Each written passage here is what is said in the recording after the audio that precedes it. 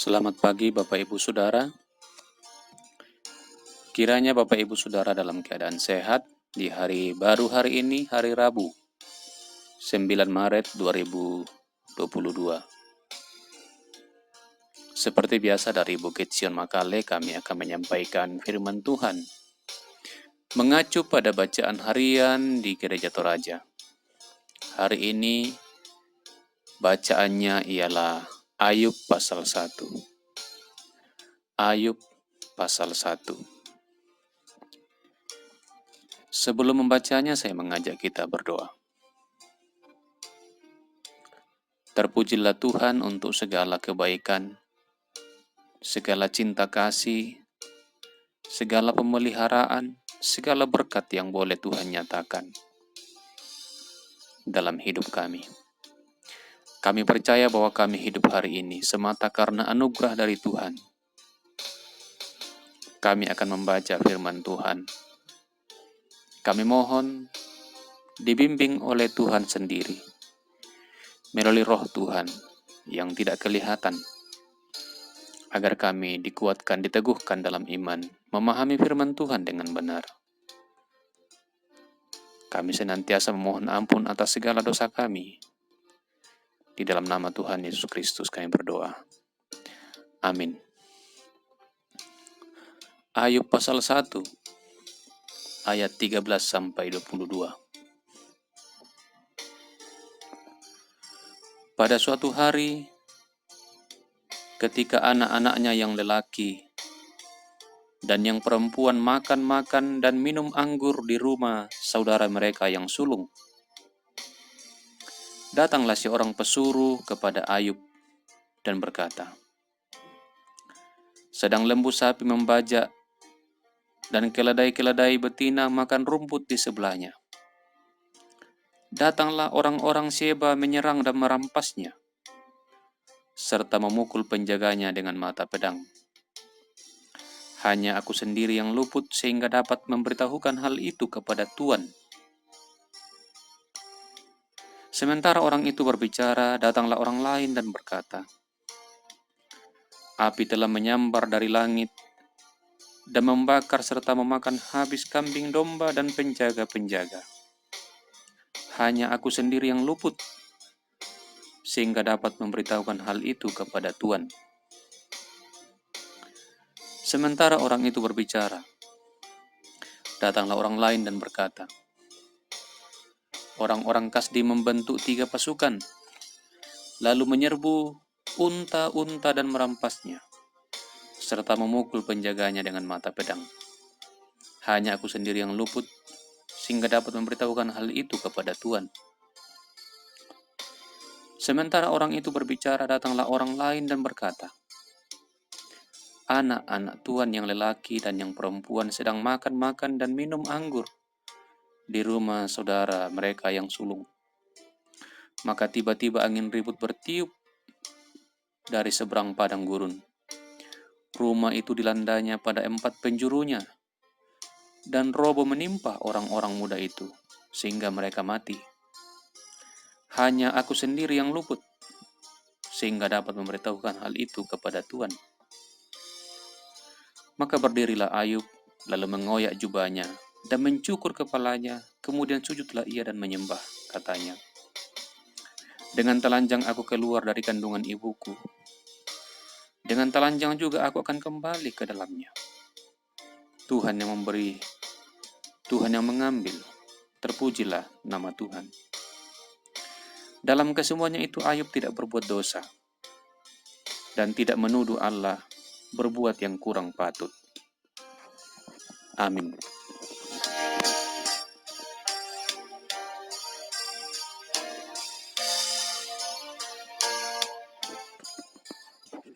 Bapak Ibu Saudara, dari bacaan ini saya beri judul renungan, ciri orang saleh. Ciri orang saleh, atau tanda-tanda, atau cara hidup dari orang yang saleh. Mungkin ya, Bagi setiap orang, ciri-ciri orang saleh bisa berbeda. Ada mungkin orang yang menganggap kesalehan dengan melihat cara berpakaian.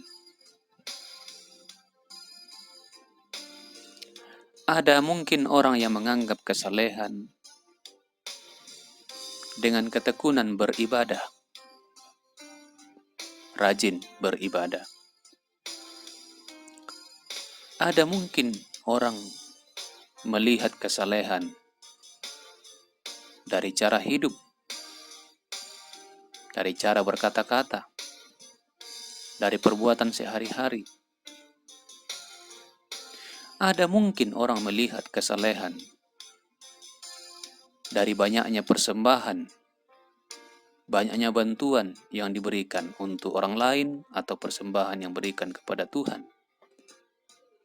Bisa macam-macam. Dan di sini dalam bacaan kita melihat belajar dari orang yang saleh. Ayub adalah orang yang saleh dan jujur disebut di pasal 1 ayat 1. Ia takut akan Allah dan menjauhi kejahatan. Ia saleh, jujur dan takut akan Allah, menjauhi kejahatan. Tapi tidak disebutkan secara spesifik dalam bacaan kita tadi. Tapi ini ayat sebelum yang sangat terkait.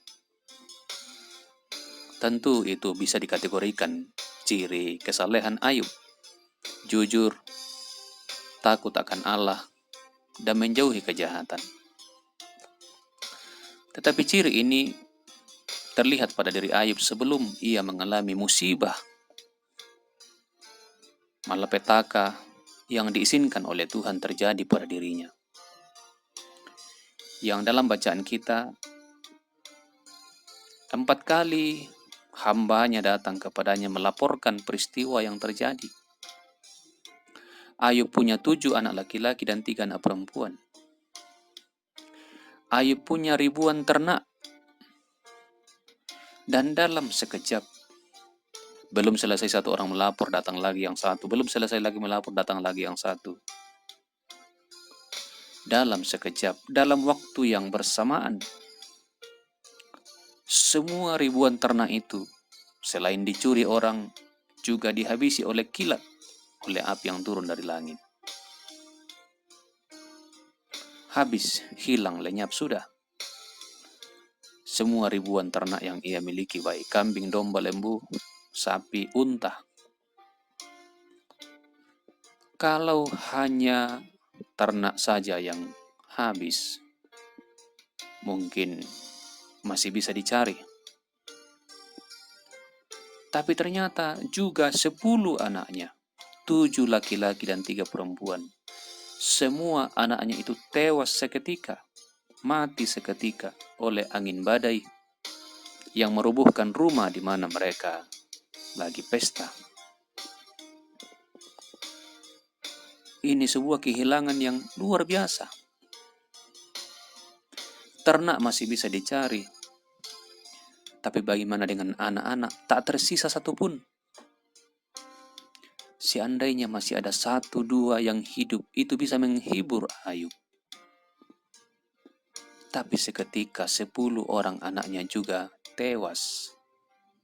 Bersamaan dengan habis lenyapnya ternak yang ia miliki, harta benda yang ia miliki.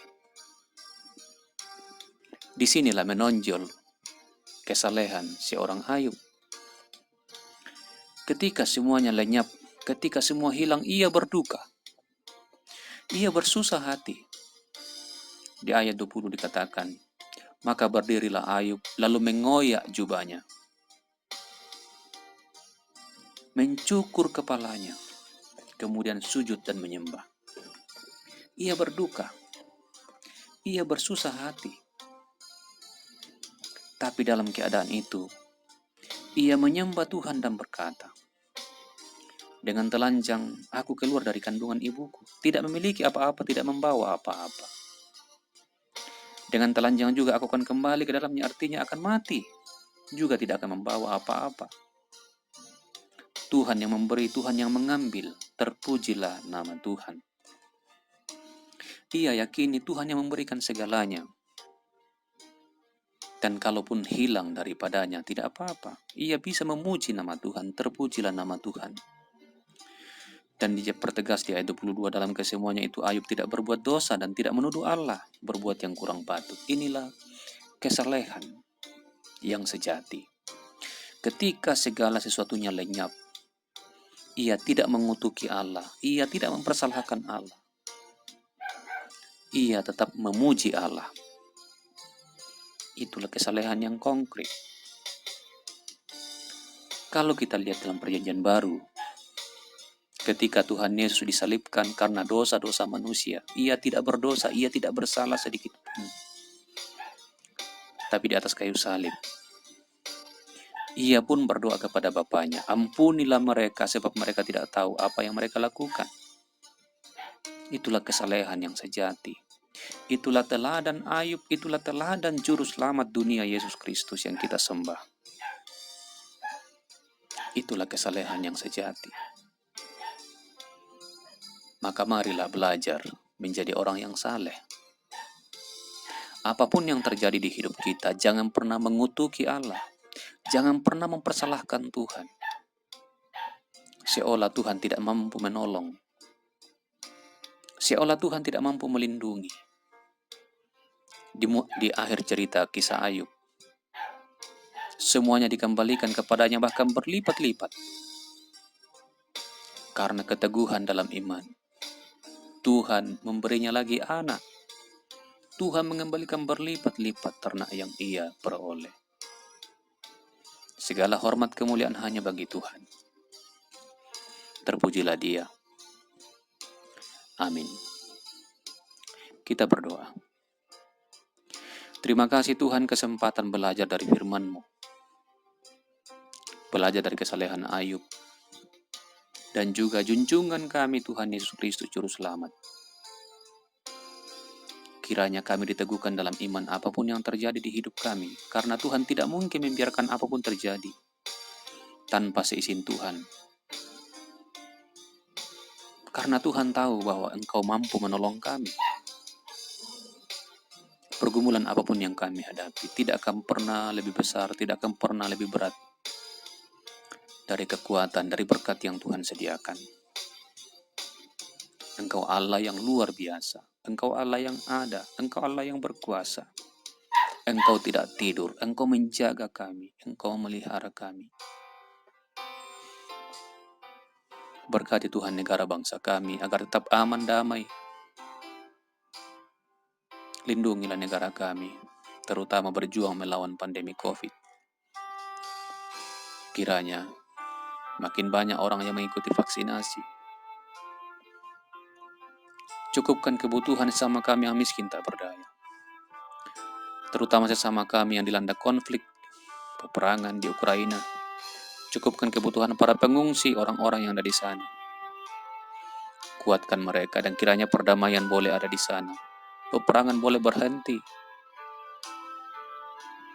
Tuhan mengenal yang sakit, pulihkan mereka, kuatkan iman mereka percaya kepada-Mu. Yang berduka hiburkan. Tuhan mengenal masing-masing kami. Tolonglah kami dalam tugas tanggung jawab.